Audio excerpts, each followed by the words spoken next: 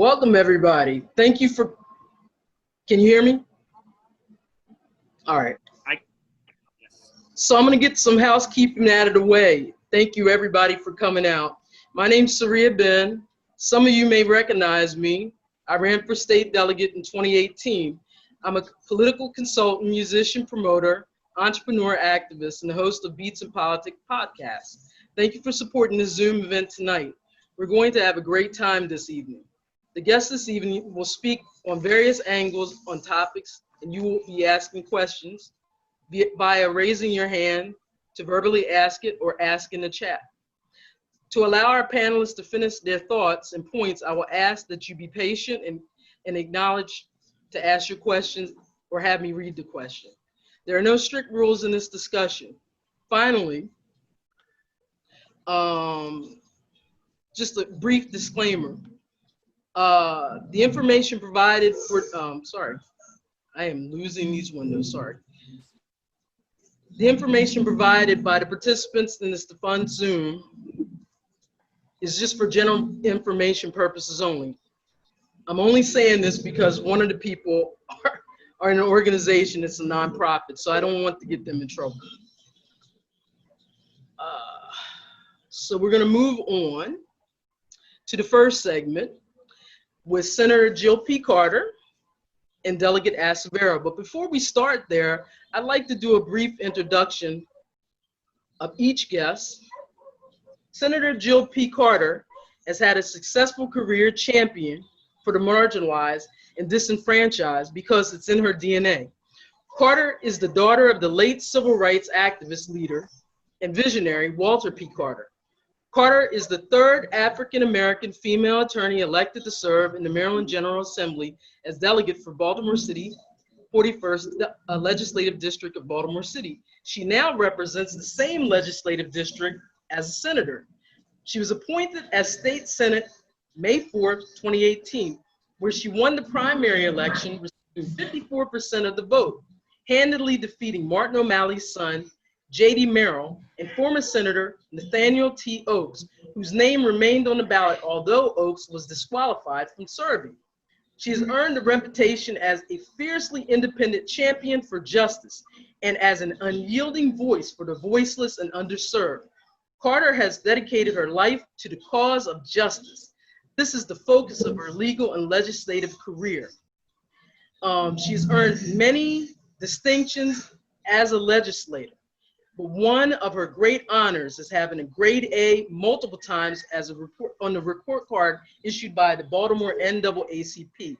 She's the current Senate Chair for the Joint Committee on Federal Relations and a member of the Legislative Black Caucus, amongst other powerful committees. We also have Toni Holness, She's the Public Policy Director of the ACLU of Maryland. Prior, she was the ACLU's Public Policy Counsel. She advocates for reform in the Maryland General Assembly on a range of issues, including criminal justice, police accountability, prison reform, freedom of expression, and other civil liberty issues.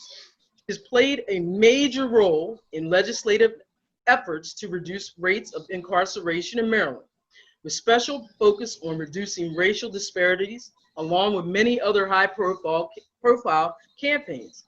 Before joining the ACLU, she was a staff attorney with the Maryland Legal Aid and a Georgetown University Law Center Women's Law and Public Policy Fellow.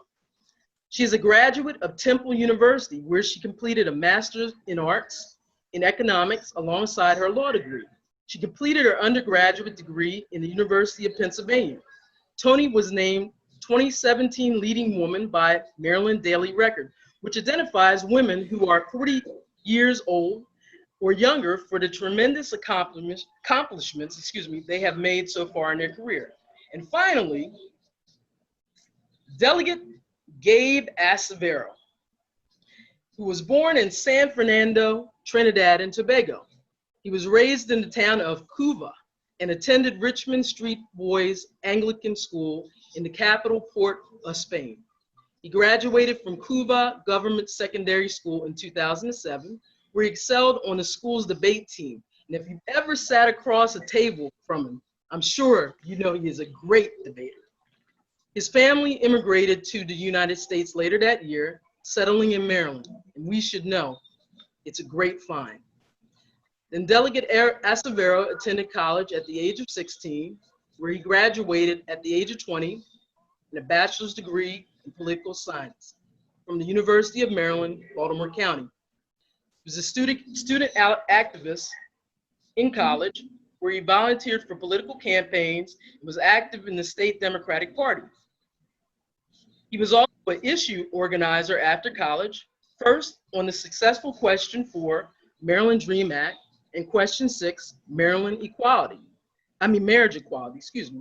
campaigns in 2012. A Black Lives Matter activist, Acevero helped organize and was involved in protests during 2015 Freddie Gray uprising in Baltimore City. He was arrested while protesting and later was charged.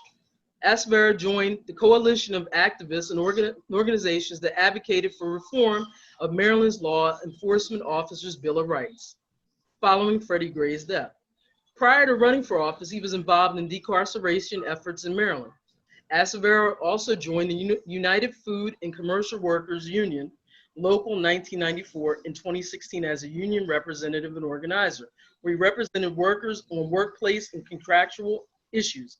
He joined the Maryland for 15 campaign and organized local low-wage workers and community groups to support raising the minimum wage in Montgomery County, where they actually approved the bill and it was signed into law in 2017. On November 6, 2018, Acevero finished in first place with 31% of the vote and became the first openly gay Afro-Latino, one of the youngest elected to the Maryland House of Delegates. Delegate Acevero is a member of Phi Beta Sigma fraternity. He has recently been unjustly fired from that union, overdoing his job as a legislator.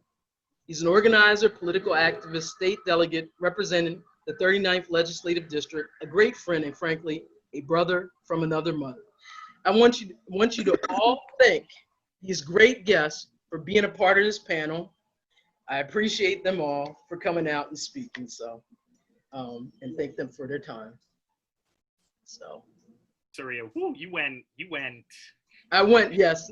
Back to the island with. I sure did. I went back to the island. I had to because I was so impressed. I was so impressed when I got a chance to look at you guys. At Tony's face, and Tony's like, I miss the island. It's like, well, I have to shout out my high school in Jamaica too, if you're gonna do that. It's right. She got my secondary school, everything, where my family moved in. Love it. But I'm serious, but I mean, it's impressive. I'm sorry, I had to go there because I think people should know that because, to be honest with you, you have a spirit of a warrior and you're so young and you're doing stuff that when I was reading, I cried because I've known you for like 2 years and I didn't even know that. And that just made me so emotional. Tony's known me for a long time. She could tell you all the rabble rousing I've been getting into. I think I've known Tony since the public policy association with Maryland. Sarahia. Yeah. Sarahia. So, Tony, I didn't know we shared the distinction of being former legal aid staff attorneys. I did. yeah. I did. So I did. You can do anything. That's right.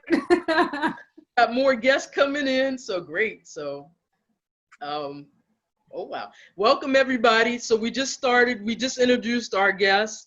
So nobody's really missed anything except the introductions. So welcome everybody that's coming in and everything. So we just started. All right. So we're gonna start the first portion with Delegate Acevero and Senator Jill P. Carter, who are great, like I said, great fighters on the front lines. And I'm going to tell you, if you do not know these two great legislators, by the time we're done this panel, you will support them without question. And I'm going to tell you, they need your back. I mean, definitely, they need all your support in the coming sessions. And I'm going to tell you, I'm going to make you guys, I'm going to remember you guys, every one of your names. I'm going to be finding y'all Y'all gonna need to support them because they're gonna need every bit of your support from now on, okay? So, so I just have some basic questions. I'm just gonna let them talk. I'm just gonna shut up a little bit, but I just wanted to start off, just do some basic, like I said, okay, I'm just all like emotional. I'm all over the place, but I just wanted to start off the discussion talking about defunding the police and reinvesting in the community, and just start off some basic things with a little bit of PowerPoint. So, well, it's not even PowerPoint, it's called Google Slide. And so I have to first actually access my, sorry, and I'm just new to this whole thing. So there I go, I share my screen first. So does everybody see that? Yeah. I see my screen, thank you. It's called Defunding the Police, Reinvesting Community. What does it mean? So first thing we had to do when we understand the concept of defunding the police, we have to first get in the mindset that we have to be open to the concept of understanding that it will be something different than what we're used to. We're used to funding the police budgets a lot because we consider that the solution to public safety. So defunding the police is a shortened phrase for divesting and investing module. So divesting monies from the local and state budgets and reinvesting into communities, alternative emergency response programs, mental health services. Hold on, I'm omitting people, I'm sorry. I'm getting these messages as I'm talking. Social service programs, and legislative, it is a legislative meaning. Police duties have grown to include things such as responding to welfare checks, providing homeless services, and being revenue generators. So what duties do you think police should do? So for people who are participating in this panel, could you go in the chat and write some of the duties you think police should be doing, and what you think they should not be doing, or just any of the things you think that they should or should not be doing.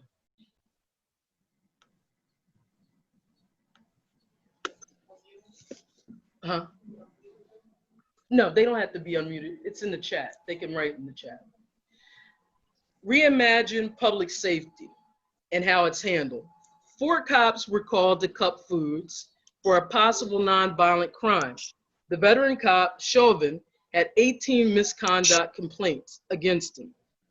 George Floyd died for being accused of paying with a counterfeit $20 bill, but it was a real $20 bill. So just think about, that's the kind of calls many cops are being called to do. Is that the type of thing that we consider a public safety issue? Do we want our police force to be making those type of calls? So that's something we want to consider when we're investing in our police forces. If we reimagine public safety, we could prioritize education, housing, economic security, mental health, and alternatives to conflict and violence.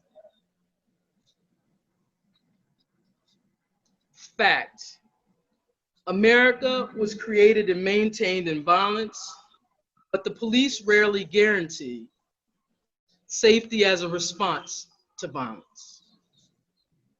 This is not a put down, it's just something to consider. I'm sure some of us remember, this was Baltimore.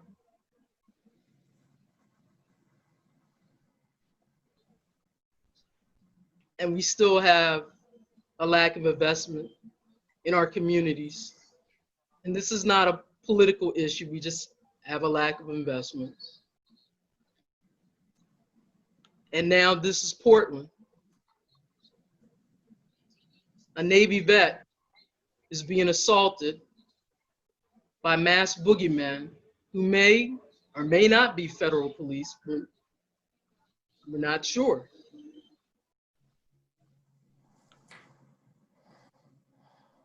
This is a wall of protesters. And even the Portland mayor got gassed.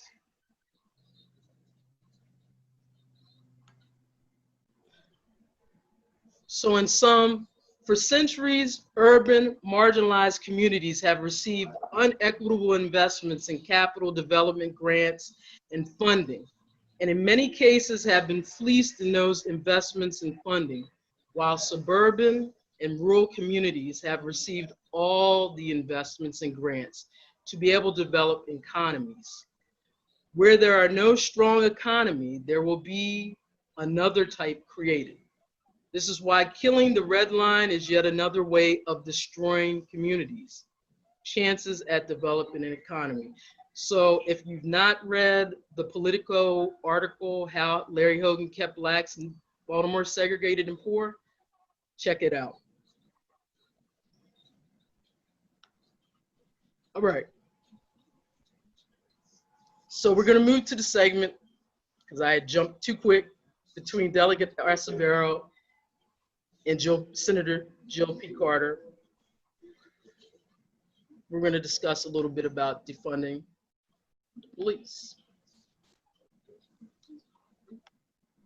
Yeah, so I'll defer to the great senator from Baltimore City, my comrade in the struggle, Senator Jill P. Carter, to start us off on that topic. Okay. Thanks so much.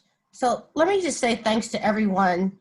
Take a stretch, because I know that over these last months, many of us have had a lot of virtual meetings, and we hear a lot of talk, we participate in a lot of talk, but this is necessary. And so, you know, my contribution to the discussion about the need to defund the police, I can speak specifically about some of the things that you brought up, Sarahia, that basically police have been used to enforce a concept, the criminalization of poverty. So, for example, when someone is selling cigarettes to earn money, or selling CDs, or engage in any other kind of enterprise, including the sale of drugs, where there is, as you talked about, no other economic engine in an entire community other than the illegal drug trade. Oftentimes, in many communities in Baltimore, that's been the case for decades. When law enforcement is permitted to arrest and participate in the criminalization of poverty, you have a lot of what you see, including those people that wind up being killed by law enforcement. And so I think the idea of defunding the police goes hand in hand with the idea of no longer criminalizing poverty. I also think that at this time that we are on the cusp, hopefully, of legalizing marijuana, we will, in the soon coming years, be able to no longer have to utilize law enforcement for enforcement of marijuana, arresting people for the marijuana possession or sale or use, and they can focus on the more serious things like the violent crime. And so we already know, most of us, that defunding the police, the concept is that you would take some of the money away from the police budget and put it into the mental health services, the crisis intervention, the violence intervention, grassroots organizations, people that are familiar with the community and can provide services that people need, because oftentimes there's crises in the community. Even in 2020, it's pretty appalling that we don't have treatment on demand. We don't have 24/7 treatment on demand, that we still are locking people up, arresting people for drug addiction. That's absurd, but we are. In Baltimore City, many people know that the police department gets 1/3 of the city's entire budget. That's what people know, but what people really don't realize, and I only, through recent research, discovered that in addition to the fact that the Baltimore Police Department receives 1/3 of the city's budget, it receives a total of about $2 billion when it comes to various state and federal grants and other programs. And in addition to that, the money that's talked about what it receives in the budget is at the outset, but throughout numerous intervals during the course of a fiscal year, there's a pitch to increase the budget for this reason or that reason. The thing that we know the most about is overtime. At the same time, we know that overtime has been abused. And so, that being said, the concept of defunding police goes hand in hand with the concept of reforming policing or reimagining what we think of policing and what we need to do. What you asked about earlier about our vision, I can't speak for other people's vision, but my vision is the concept of the peace officer that is in the community, that is invested in community, that is of community, that is known in community, that isn't driving a police car at our taxpayer expense to and from Pennsylvania every day to punch a clock and come here and abuse people that he or she doesn't know or understand or have any level of comfort with. And so, that's my idea of what the everyday patrol officer, as we think of it, is peace officer is. And then I think that as we talk about taking away those social services, so to speak, I do think there is a need for the higher level of police trained professional when it comes to investigations of serious crime, when it comes to investigations of homicide, when it comes to, I recently coined this term myself, we talk about with COVID-19, the idea of contact tracing. Well, one of the things that we do not have in Baltimore City, the police department does not engage in this idea of contact tracing. What I mean by that is here there's a victim of a crime. They're so unfamiliar with any of the people in the area or the neighborhood or the people that are involved. They don't even have the ability to trace what the other person that may or may not be involved in the dispute, who might be like to retaliate. That's why we have to fund these grassroots organizations to get to know these people and stop the violence, because the police are so disconnected. They don't have that ability. And so this idea of contact tracing, I think, is also important, and it isn't done. And I'll stop there for now. Thank you. Right. So I completely agree with what Senator Carter just mentioned, but I wanted to also add something to that so that folks understand when we say defund the police, what kind of a conversation that we're having and what we're really focusing on. When we say defund the police, we're setting up a budgetary discussion. We're talking about where our tax dollars are spent and how it is spent in order to serve us. And if we look at the numbers, the United States of America as a country spends around $115 billion annually on law enforcement, more than any other country allocates for military spending, save for China. So as a country, we spend around $115 billion annually. As a state, we spend a little over $2 billion on the Maryland State Police and Correctional System. And at the local level, in Montgomery County, where I live, we spend roughly around 300 and something million annually on our police department. And when we talk about defunding the police, what we are in essence saying is that for years, there has been a concerted and intentional effort to not just fund, but to provide police and sheriff departments well above what they need in terms of financial resources. And what that has meant is further criminalization, further brutalization and dehumanization of communities of color. We've seen, whether it's from the crime bill to the war on drugs, where there have been, in essence, a real uptick in the investment in the police and carceral state. And what that has led to is mass incarceration. What it has led to is greater criminalization and brutalization by our communities.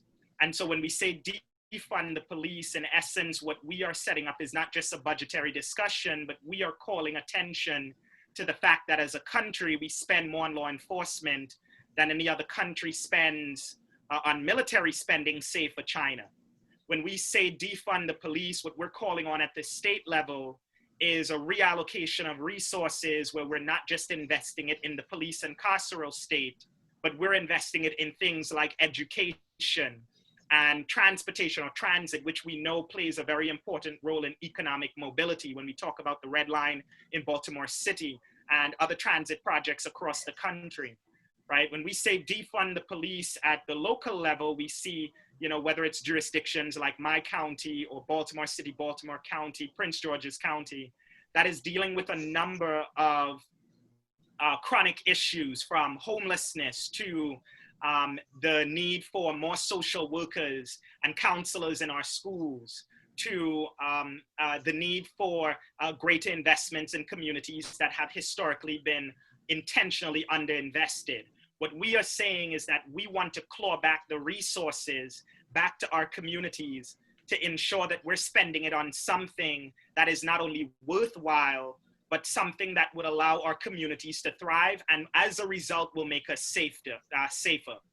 There is no direct correlation between, although some would like to make that correlation, between more police and great investments in police and us as a community and as a state and as a country being safer. We've seen data over the years where, you know, at the federal and at the state and at the local level, police have seen an increase in their budgets, and we have not seen really a sharp decrease in crime.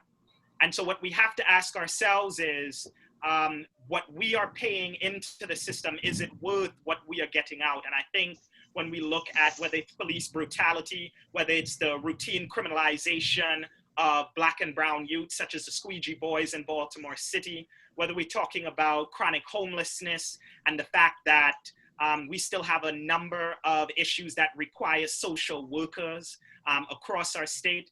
This is about focusing the conversation on our budgets, where we allocate a chunk of tax dollars, your tax dollars, and what it is being used for and what that means and what that looks like on the ground. So defund the police is really a conversation about budgets. And I think it's important for us to first look at the numbers so that we're having a more nuanced and a more substantive conversation, and people don't just stop at, well, defund the police sounds like you're trying to get rid of the police. What we are saying is we want to ensure that our tax dollars are being spent in a way that not only allow us to thrive, but gives us greater say on how public safety is administered in our communities. And it also allows us to be even more safer. And that's what we're pushing for here. Okay, okay. I'm disappearing from the screen, but Toni, since you're really good on policy in terms of budgeting, could you kind of like give us a little bit of understanding about like how budget impacts or where these budgets come from in terms of policy? Do you have like maybe a little understanding, like maybe give us a little understanding where these police budgets are coming from? Sure. So I don't know if I can speak to where the police department budgets are coming from at every jurisdiction, but you know, it's not a novel idea that budgets are moral statements. You know, they are definitely they are statements about what we value because it shows what we invest in. What I will offer though is that the notion of divesting and reinvesting is one that has been around for quite some time, before my time for sure, but I know that at least in the past few years, Senator Carter has been introducing legislation to fund community-based public safety solutions and crime intervention solutions. And these are reforms that have been put in the drawer year after year. They have not been given certainly not the attention that they deserve. You know, so this movement that we are seeing right now is, I am thankful for it, but it is not new. It's not new. It's a movement that folks have been working on for many years at the state level and the local level. Gotcha. So it's a history sort of thing. In other words, it's something that it's more a process that people are finally awakening to. In other words, it's just something that people are finally realizing that they have to start taking control. Is it something that maybe the unions have taken over control? Is it a union thing? Is it possibly a union thing? I'm just trying Let's to. not make all unions bad because the police union are. No, I'm not saying they're all bad. I'm just wondering if was that where the budgets have come from. I'm just trying to understand. I mean, I think that's their unions, of course, contribute because they have a great deal of influence over police in every jurisdiction, from everything to the legislative advocacy to the collective bargaining. And so I definitely think they play a part. But what I don't want to do is absolve elected officials of our responsibility in it as well, because budgets are set and approved by people in elected office. No law enforcement agency makes its own budget. And so, yeah, there's been undue influence by unions and other law enforcement professionals, not only the FOP and its ilk in any jurisdiction, the local FOP, whatever name they want to call themselves, because some of them have different names.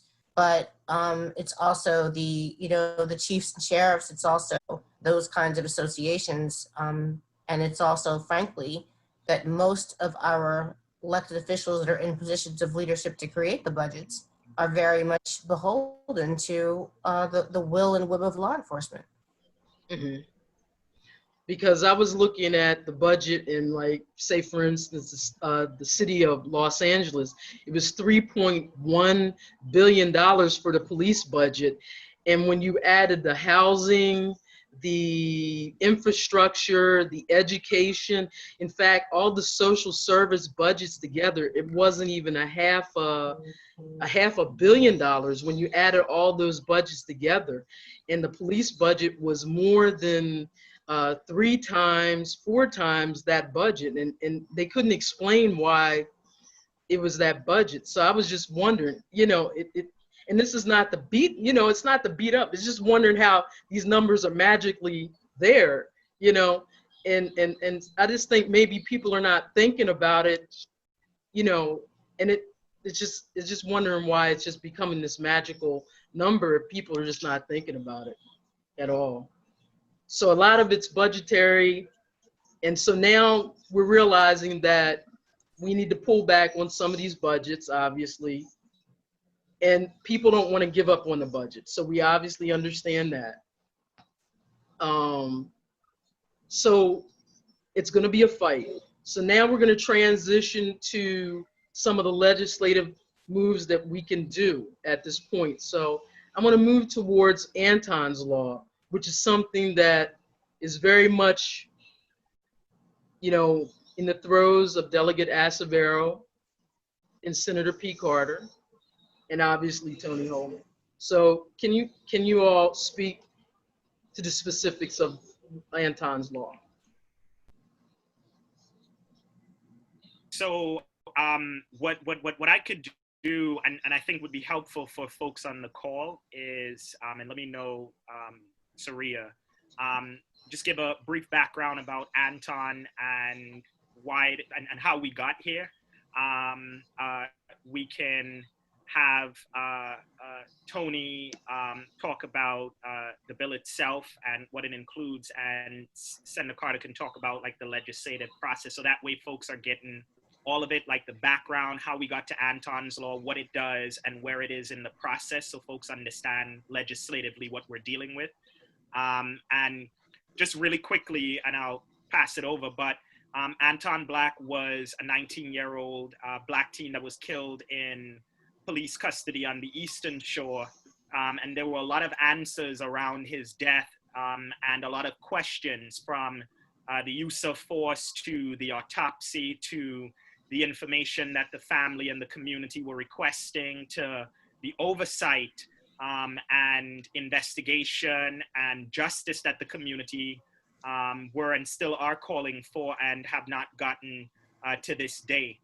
And so Anton Black was a smart, funny, and just a young man with a very bright future who was also on the verge of being a father.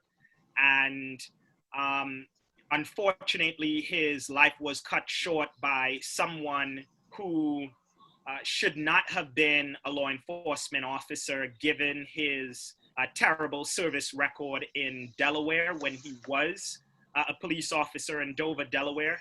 And that is Officer Webster is his name. He's no longer employed with the Greensboro Police Department, but this is an officer who was a police officer in Dover, Delaware, and went viral for kicking a unarmed Black man unconscious that was caught on his patrol dash cam video.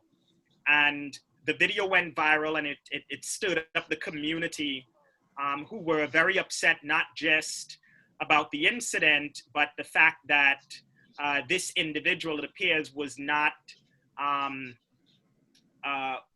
being disciplined, or action was being taken by the department on this entire matter. And so the local prosecutor brought second-degree assault charges against Officer Webster, which were later dropped.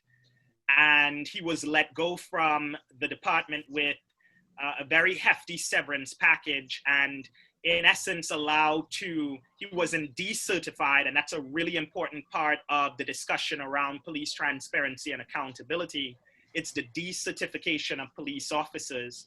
And in this case, despite there being camera footage showing him kicking an unarmed Black man unconscious, and a use of excessive force that the situation did not warrant, he was not decertified.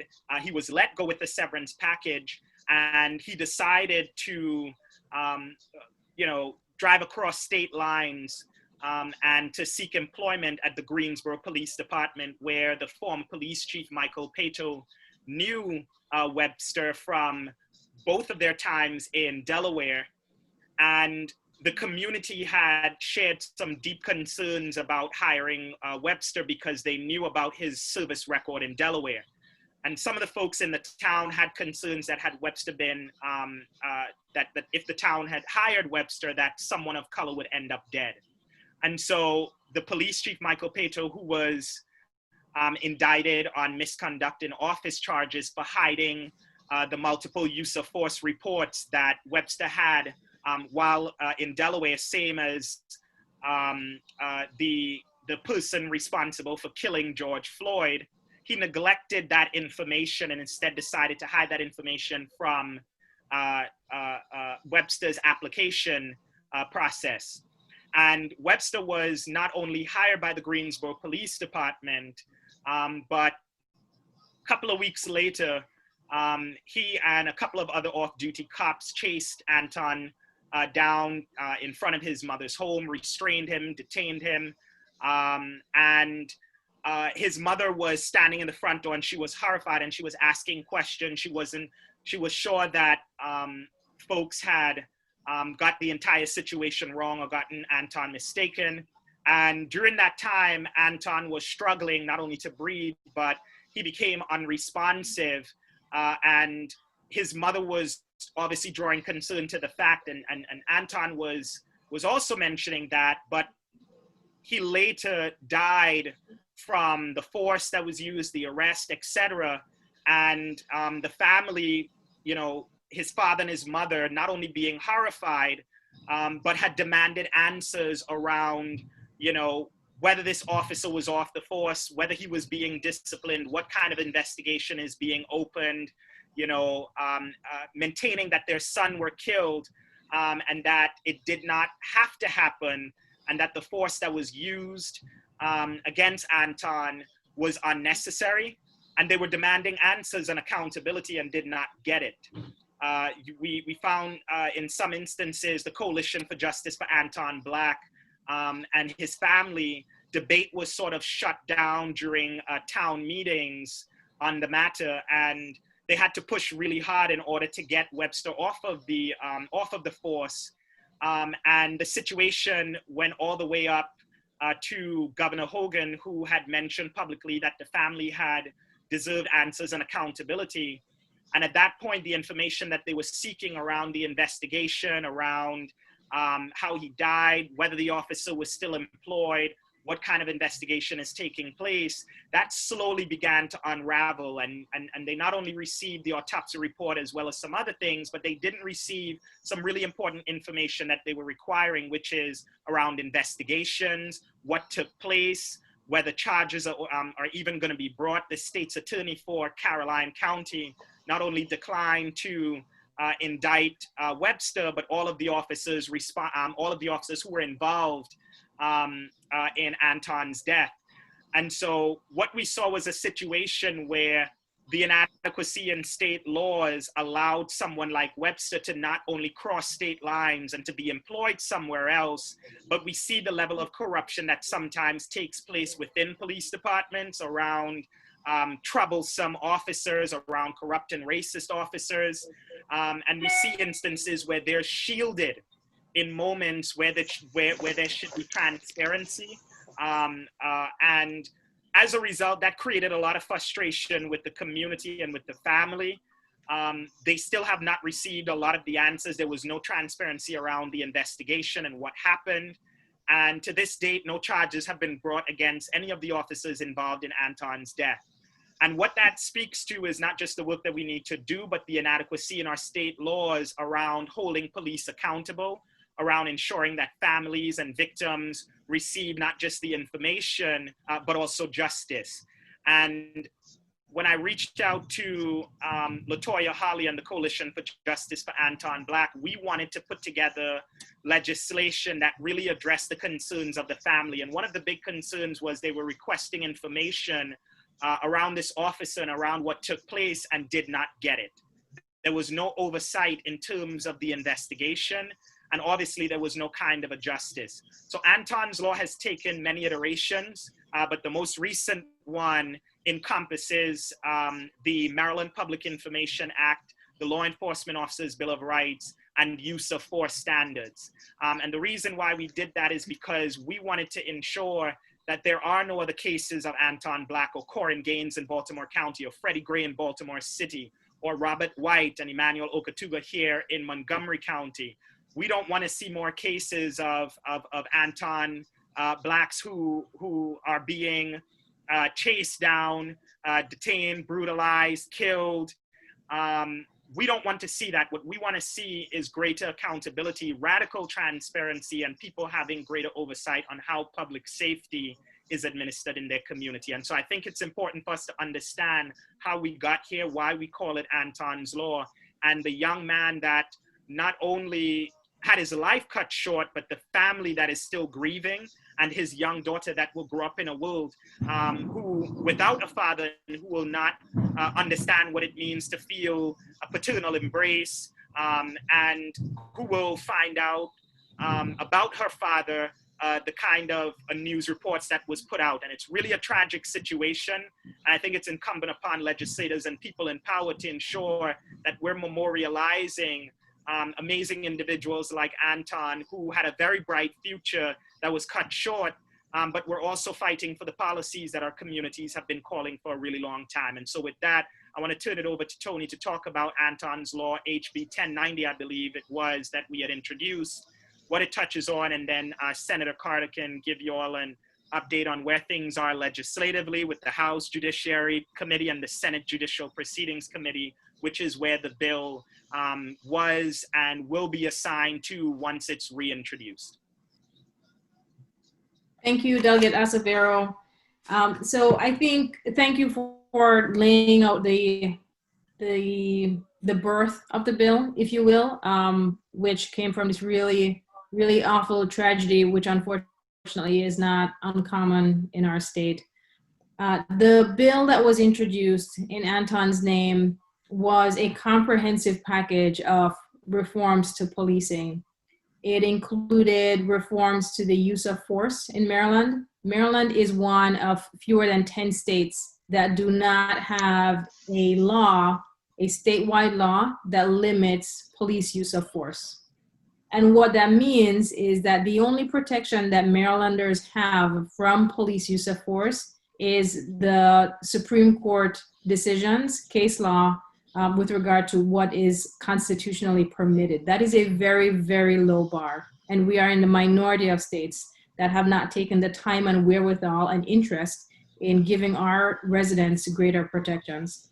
So that's one of the elements of Anton's law. Another element of Anton's law is transparency. For several years, our office, the ACLU of Maryland, along with many partners and the legislators you have on the call today, Senator Carter and Delegate Acevero, have been working to get greater transparency over police discipline. Is a little wonky, but bear with me for like a minute, maybe two. So in Maryland, under our Public Information Act, which is just like the FOIA for the state, it's the law that governs whether you can access certain public records or not. Under that Public Information Act, a disciplinary file for a law enforcement officer is considered a personnel record, and it can never be disclosed to the public.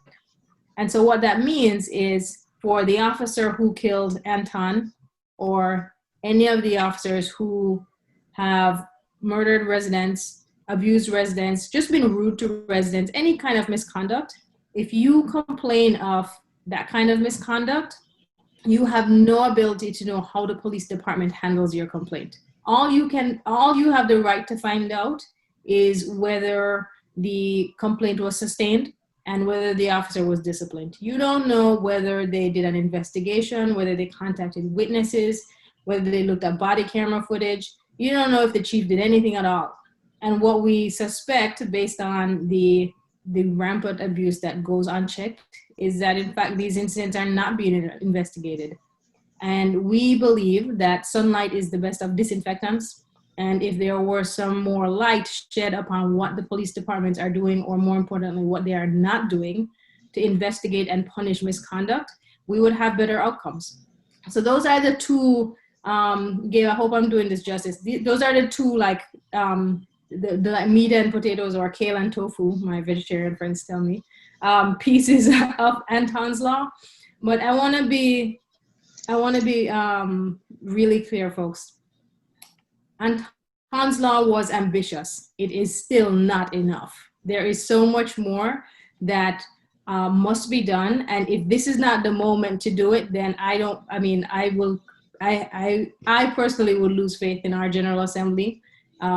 If they can't find the political will to move in this moment to actually pass meaningful reforms, Anton's law and beyond, and several of the bills.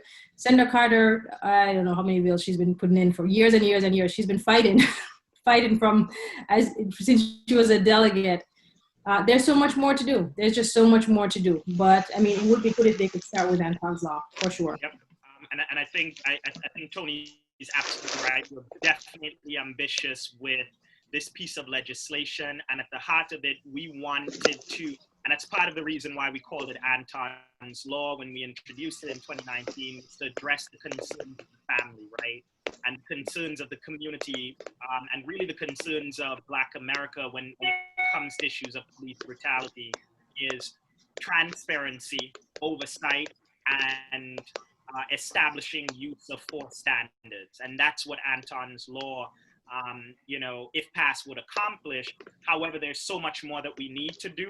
I and Senator Carter has been advocating for the repeal of the Law Enforcement Officers Bill of Rights. Senator Carter has been putting in legislation well before I got to the General Assembly. I don't want to say when I was in diapers, but definitely when I was younger, right? And so she has been doing the yeoman's work on this issue long before, we've been having conversations, really tough conversations about Freddie Gray Corin Gaines and Breonna Taylor and George Floyd and Anton Black and so many others, right?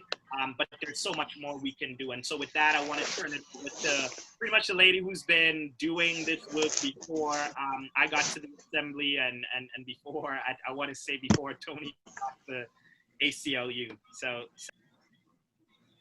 Thank you. Is everybody still awake? All right, just checking. Of course. So, I mean, these conversations can be heavy. You know, I've been, as you've heard, I've been at this work for a long time, and you know, injustice is heavy. You know, and when you're working it and thinking it and talking it all the time, it can be very heavy. And some of you are not living the whole, you know, living it the 24/7. But first thing I want to talk about, because when I hear people talk about working on something for a long time, I think it's very important for people to understand that the legislature has been completely resistant to any and all of these changes for a very long time. So when you hear Gabe or Toni say, I've been working on something for a long time, yeah, I was pushing when I was in the House of Delegates, but it fell on deaf ears. And what's more important than that, than me pushing, is that for multiple years, beginning with 2012, with Chris Brown coming down to Annapolis to testify about her son being strangled to death by an officer in Baltimore County, and we passed Christopher's Law, which is limited to training, increasing of training. And then a coalition kind of built from that, more than Freddie Gray. Before Freddie Gray and there was Christopher Brown, there was also Tyrone West, there was also Anthony Anderson in Baltimore City, there was also Robert Ethan Saylor in Frederick County. There were a number of people, and we had many families coming to Annapolis in 2014 and 2015 to ask for changes to the Law Enforcement Officer Bill of Rights. And we're talking mothers, fathers, sisters, brothers, aunts, uncles, grandparents, talking about calling police for help oftentimes and having the police kill their loved one. It wasn't always, you know, a chase, but sometimes it is. What's important is that the pleas of these people fell on deaf ears, and the legislature, in my view, refused to recognize the humanity of these people that were testifying. And broader than that, I felt that the legislature refused to recognize the humanity of Black people. And so when I resigned from the House of Delegates in 2016, about 95% of my decision to do so was because I had determined that this legislative body simply did not care about Black people at all. And I didn't want to waste any more of my life trying to beat my head against a wall. But then, lo and behold, then we get these great new legislators like Gabe and some others, but especially him. He's the best of the bunch. When I say I'm going to qualify, what I mean is that I believe that he's fearless and relentless, and he's going to push for the right thing to do on principle, regardless of what the leadership, what resistance he is met with. And so, yes, when legislators do that, we need support and acknowledgement, because if we don't get it, they will be able to just run right over us in a business as usual format. And that is why it's so important to recognize those that are willing to put themselves on the line for these issues. That being said, so in 2015, before Freddie Gray, the legislature turned a blind eye to these bills. What people need to know is that even beyond Anton Black, since 2015, there have been more than 130 people killed by law enforcement in Maryland since 2015, between 2015 and now.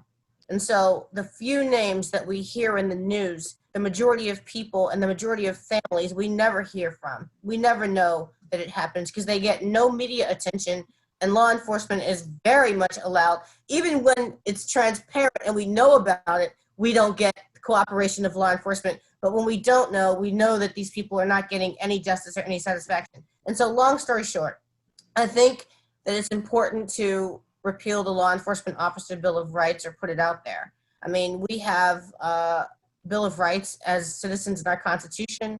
Every employee that has a property interest in their employment has due process and labor laws that protect them and give them their rights to their employment and their disciplinary proceedings. There is no rational reason to have a specific set of privileges that go well beyond anything that any other employee of any type in the state of Maryland has for law enforcement.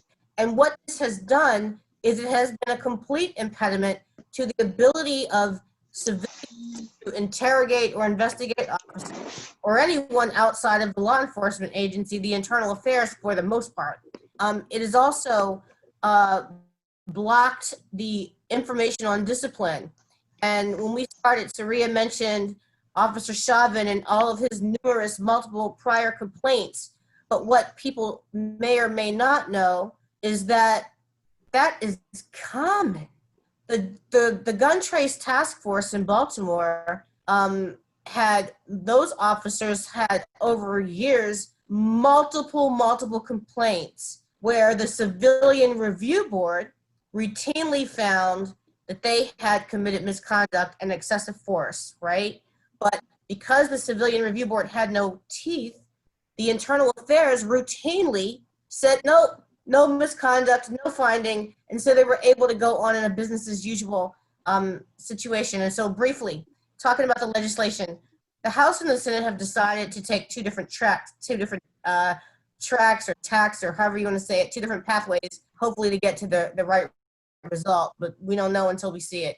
The House and Delegate Acevero is on the House work group, and they're working diligently to look at the entire universe, I think, of what needs to happen in police reform and come up with the best practices and the best legislation. We in the Senate are not doing a work group. Instead, we are holding hearings the last 2 weeks of September. The last 2 weeks of September. So after you get to the middle of September the 15th, then you need to mark your calendars and save the date, because we don't have the dates yet. We're told we'll get the dates probably next week or the week after, but we know that the time frame is the last 2 weeks of September.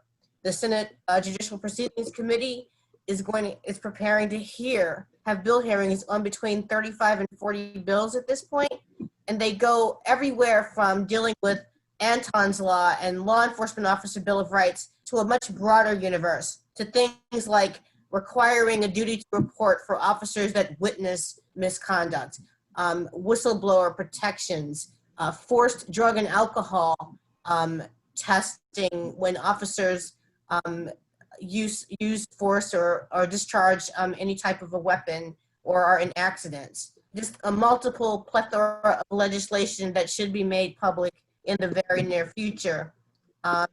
And what is important for people to do is to stay engaged in both the Senate hearings that are going to happen in September and the work of the House work group.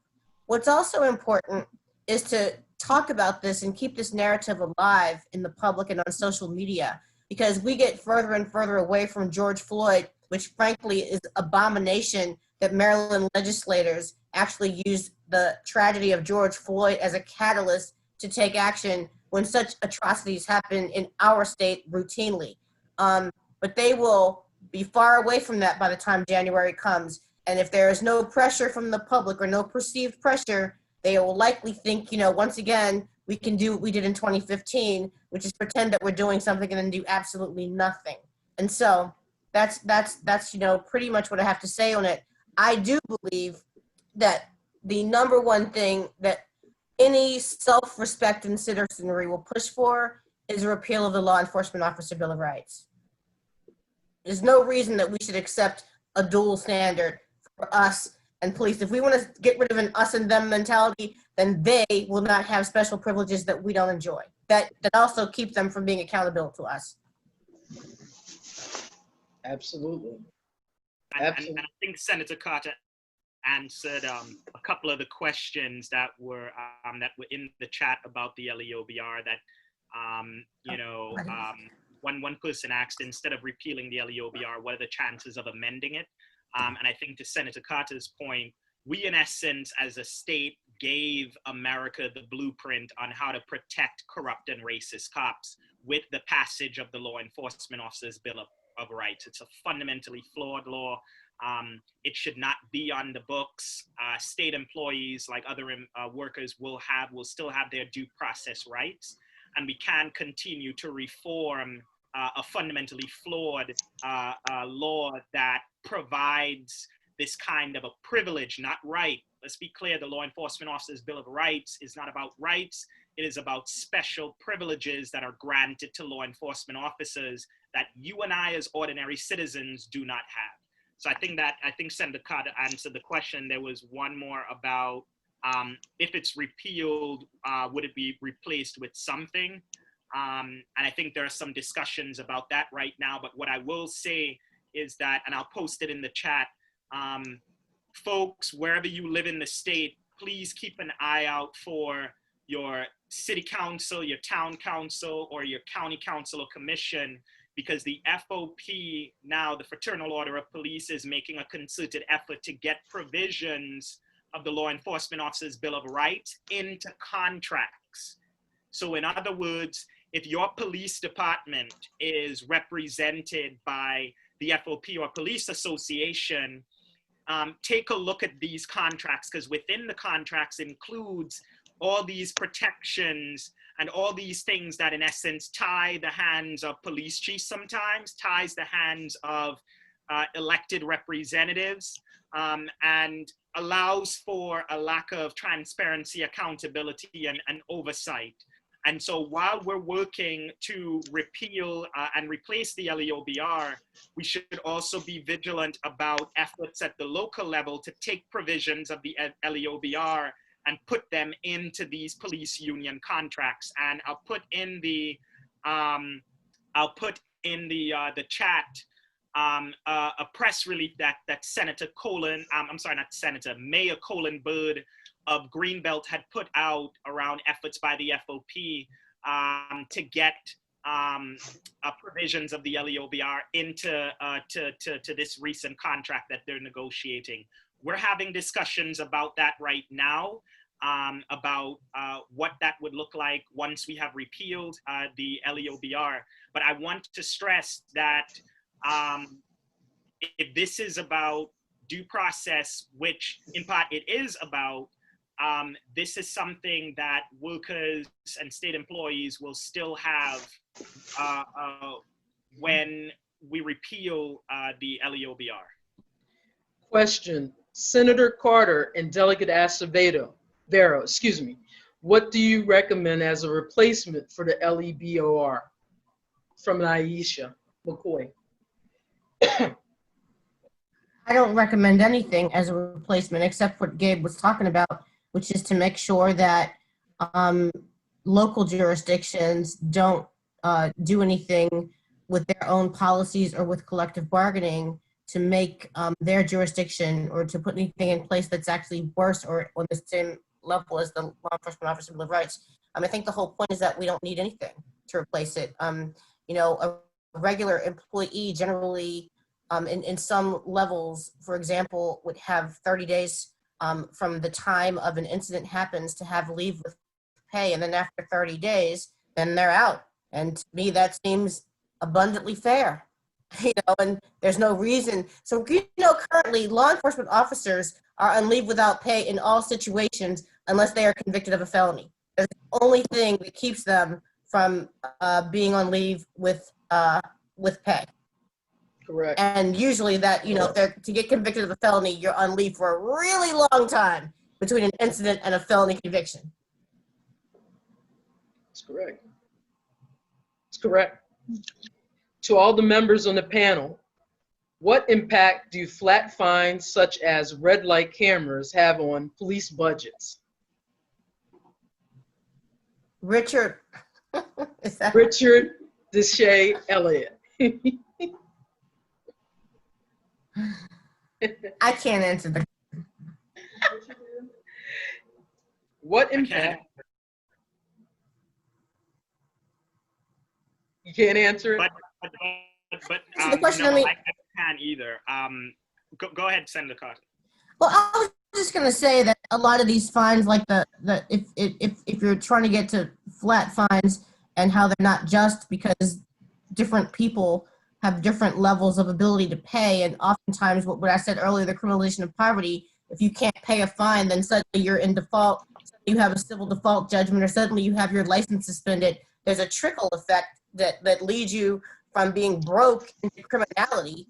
And that's a problem. And so I do, to that extent, do think that some adjustment need to be made, but I don't personally know. Richard, you may have an answer, the correlation between the flat fine and the police budget. You can speak, Richard. You can unmute yourself. Well, ask. Yeah, sorry, can you repeat the last part? My was cutting out. You can speak. Yeah, can you hear me? Yeah, go ahead. Yeah, my headphone was cutting out. What was the last part of what Jill said? I just said I don't know the specific correlation between flat fines and police budgets. Oh, okay. In that really, really long article I wrote, I did research on it, and I think in Prince George's County, the police was they purchased, I think, an armored personnel, sorry, they purchased their police cameras, they purchased some other equipment. So they were using those flat fines to purchase equipment. And that's something that in due time is something we should outlaw in the General Assembly. I'll help you pass it one of these days. So really on that subject, it kind of reminds me of the whole other issue of asset forfeiture and money that's confiscated in crimes and drugs. And that whole issue is something that needs to be transparent, because I agree that, we know that often, I wasn't that familiar with the idea of the flat fine, but I'm sure it's the same thing, that, money confiscated or forfeited is often then used by law enforcement to make purposes for law enforcement. And I do think that that is problematic, but that's probably why the police budgets are so, they're so astronomical. Yeah, and to add to that, since we're talking about police budgets, I know we talk a lot about the LEOBR and why we need to repeal it. We talk about the Maryland Public Information Act, why it needs to be reformed, use of force standards. But part of the police budget conversation is, and I brought this up on our most recent police accountability work group, is we need to ensure that police settlements are no longer being paid by the jurisdiction, but instead is coming out of police departments' budgets. We see in Baltimore City, where I believe since 2005, the city has paid over $10 million in suits to victims of police misconduct, police brutality. I was reading recently, it was a Baltimore Sun article. We see in Baltimore County, where Corin Gaines was killed, the county was slapped with a $38 million payment that County Executive Johnny O, had mentioned, he wasn't sure how they were going to pay for it, right? And we see in other jurisdictions where this is taking place. And what that means is that communities are losing members, families are losing loved ones, and communities are hurting. And what we are in essence now doing is taking resources that would otherwise go to hospitals, to schools, to important services that we rely on and expect as taxpayers and as a community. And instead that is being paid to victims and their families for these police misconduct or use of excessive force or deadly force cases.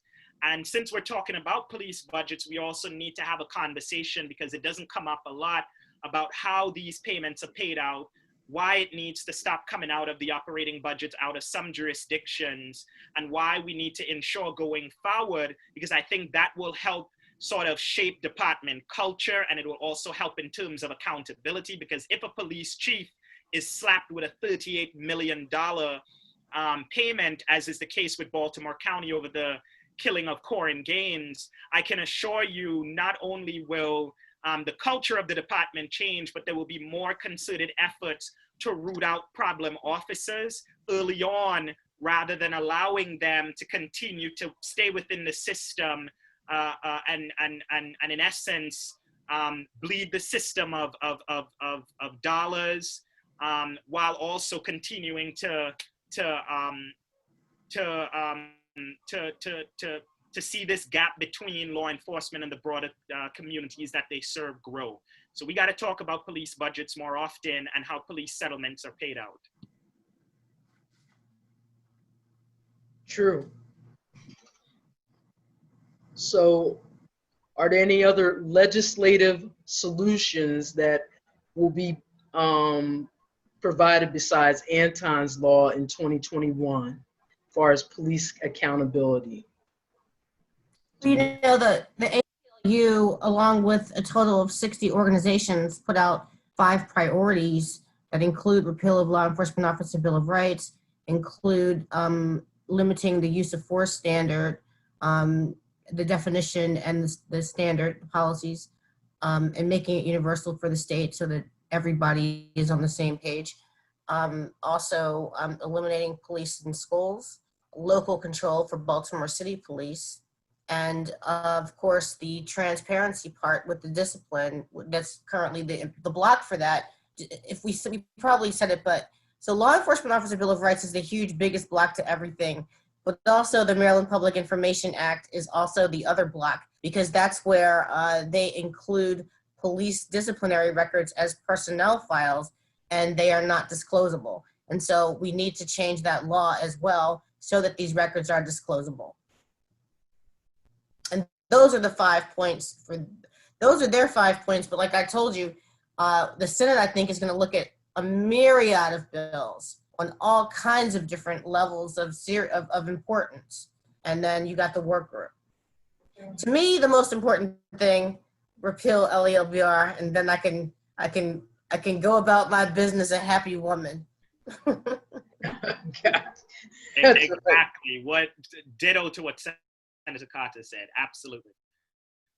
So, Delegate Acevero, Minneapolis has a liability insurance fund for police officers.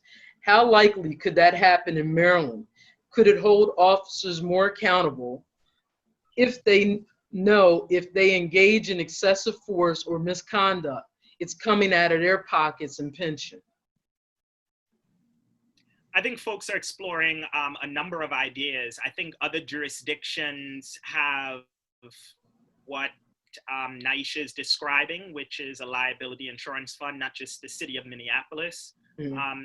I think there are a number of approaches to this. I, however, favor the option of it coming out of police department budgets because, one, I think it'll have a great impact on the culture and the way we sort of detect and root out corrupt and racist cops and those who engage in excessive force or have multiple use of force reports. But also, I think it sort of ties into the conversation around defunding the police in that these resources, it speaks to, because I think if people realize, one, how much in payments police departments are paying out annually, that will draw greater attention, not just to the budgets, but also the cost, right? The liability cost, but also how big some of these police department budgets are, right? We talk about New York City and LA, their budgets are in the billions, right? We talk about Baltimore City. Baltimore City's budget, I think, is what, $500 million, around 500 million, yes. Right? And these police departments are operating with a lot of money, right? Money are resources that were allocated to police departments. And so I think there's a little bit of responsibility there. If it comes out of police departments, it also forces police chiefs and members of management in order to do something, or else your police department will continue to bleed of resources and it will continue to bleed of these funds unless you ensure that these cops are rooted out. Now, am I against the liability insurance fund? No, I think that's one approach to it. But I think another approach to it as well that will sort of draw the attention of people is to see just how many of these payments are being paid out, the amount, and how much money we actually allocate to police departments. I think something like that can happen here in Maryland. I believe some jurisdictions, correct me if I'm wrong, Senator Carter or Toni, But I believe some jurisdictions here in Maryland do have something similar to an insurance fund. In Legit, these right? instances. Legit. Right. Yes. I So hear what you're saying. there is something Legit. like that It's in the Maryland. local government insurance. I forget what T stands for. It's either Camden or Trenton, New Jersey as one jurisdiction, but I can't remember. Yeah, so we do have something like that here in Maryland, but I think another step that we can take is to say, look, when these things happen, it is going to come out of your police department budget, right? Because this should not be, taxpayers should not be left with footing this bill for actions by an officer that were unjustified or unnecessary or excessive, and the communities are hurting, right?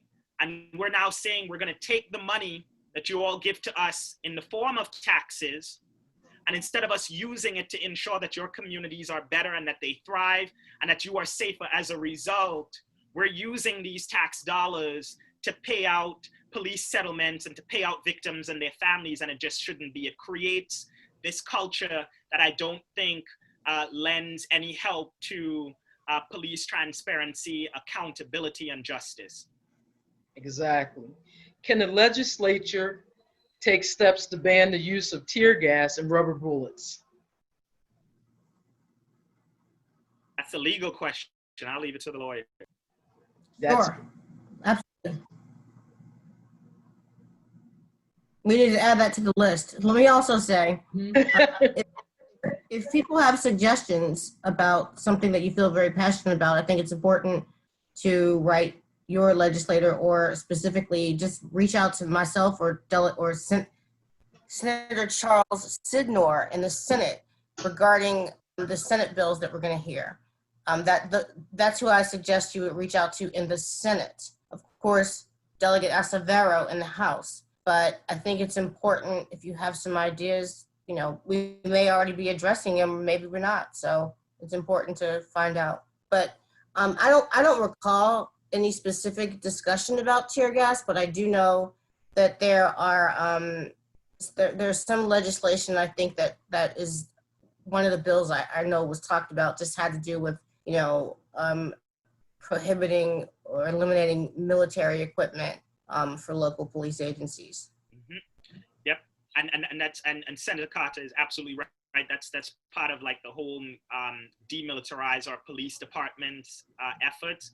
And for the benefit of the folks on the call, if we want to end the militarization of state and local police departments, we need to get in contact with our federal elected officials. So your congressman, your U.S. congressperson, your U.S. senator, make sure that you're reaching out to them and you're letting them know. I believe, and I'll defer to other panelists for this, I think the federal program is 1033 or 1233 or something like that. But in essence, what it is a program that provides state and local police departments with excess or surplus military equipment.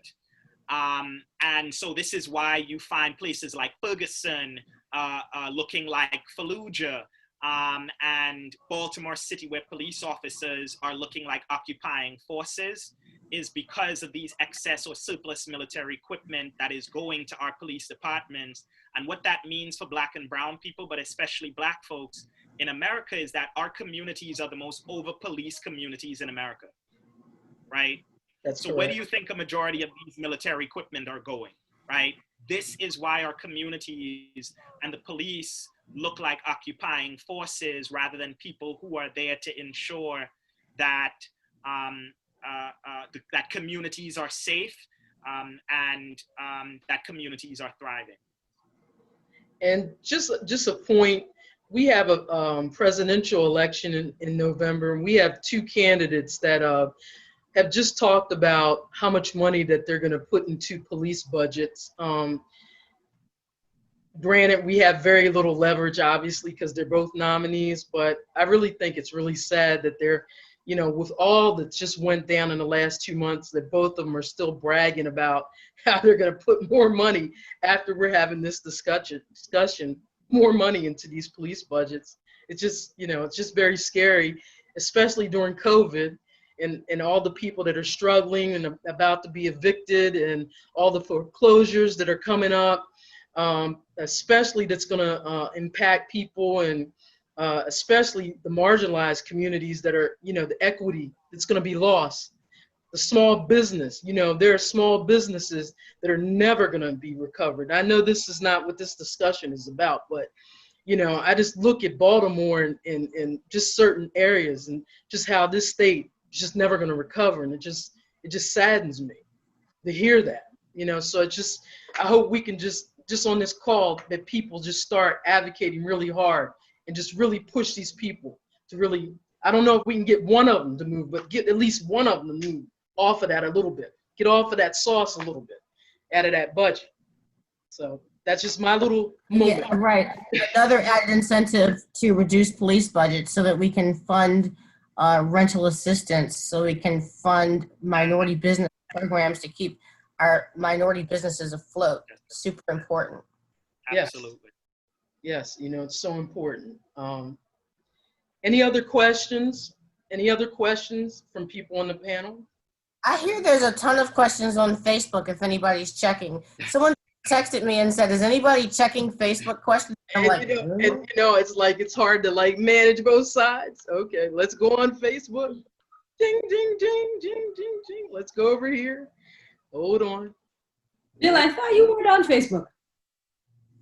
Wait a sec. Let's go over here to Jill. Watch party. It's all on Sarah's page. Let's go on my page. Hold on. Hold on. Okay. Yeah, I heard you. Well, we see some of it here. Let's go on. Hold on.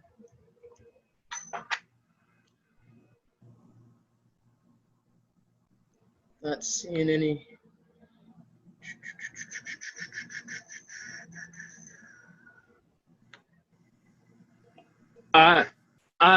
To Senator Carter and Delegate Acevero, somebody asked, what areas of the state do you represent? Baltimore City, specifically the largest majority Black district in Baltimore City, the 41st district, that extends from the northern end of wealthy Roland Park, Guilford, all the way across Park Heights, Pimlico, that you hear a lot about, down to Forest Park, Ashburton, the greatest middle-class Black neighborhood in Baltimore, where I grew up, and then over where I live now, Hunting Ridge, Edmondson Village area. So I represent Montgomery County. Shout out to Moco. Toni, I think you live here too. So I sure do. Big ups to Moco. But I represent District 39, which is the northwestern part of the county. It includes unincorporated Gaithersburg, Montgomery Village, Germantown, Clarksburg, and the town of Washington Grove. It's one of the most diverse districts in the state and in the country. Majority people of color, a high immigrant, new American population, and proud to say that, women make up the majority of my district. So I'm really proud and privileged to represent 39 in Annapolis. Thank you. And another question that was asked was, this was from Miss Sylvia Harris, is there a database of family contacts for persons murdered by police that the average citizen can view and contact to become an advocate? So I think the closest thing to what is being asked, I don't think there's a specific database for something like that, but I would suggest that folks look at Mapping Police Violence. It is a project of Campaign Zero, and in essence, what it does, it's a website where if you were to click on your state or your jurisdiction, they would not only be able to tell you the victims of police violence, what year, the individual's name, etc. And I think that's probably the closest. They don't provide contact information, just a list of the victims of police brutality and police violence.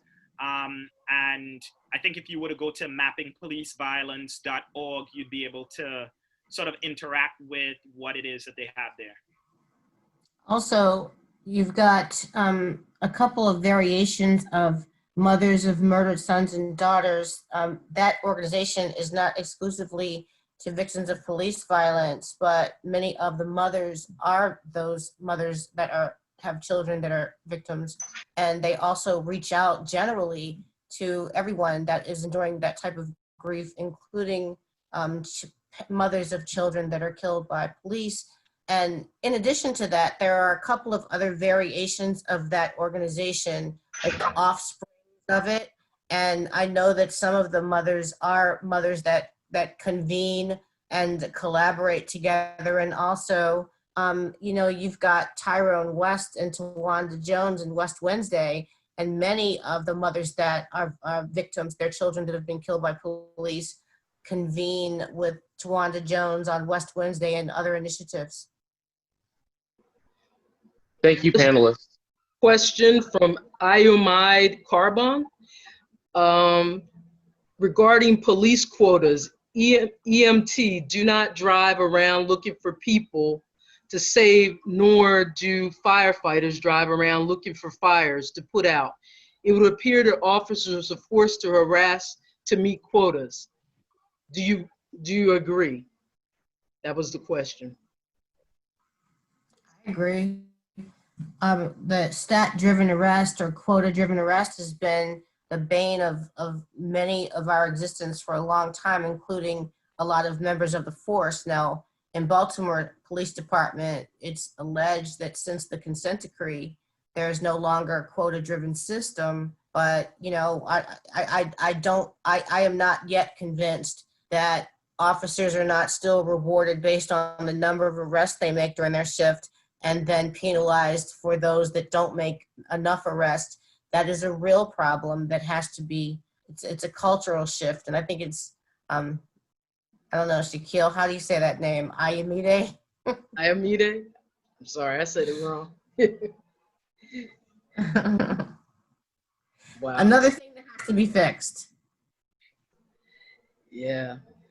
I guess everything is driven by, I mean, it's driven by greed when you think about it. Every system is driven by greed.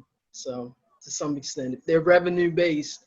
Well, it's been a source of a lot of stress. Just, you know how like there's the narrative that we hear all the time, like there's so many good officers, which, you know, there are very nice, good people that join these forces with the best of intentions.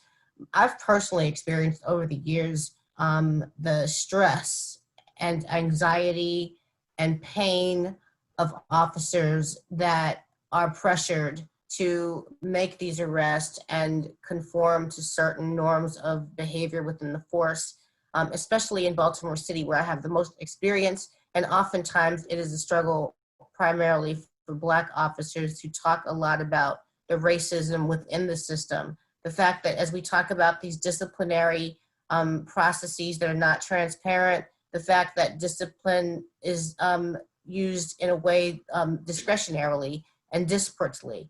And so, you know, the same things that exist in society, the same racism that exists everywhere exists within these police departments as well. And many of the Black officers and women officers bear the brunt of that discrimination.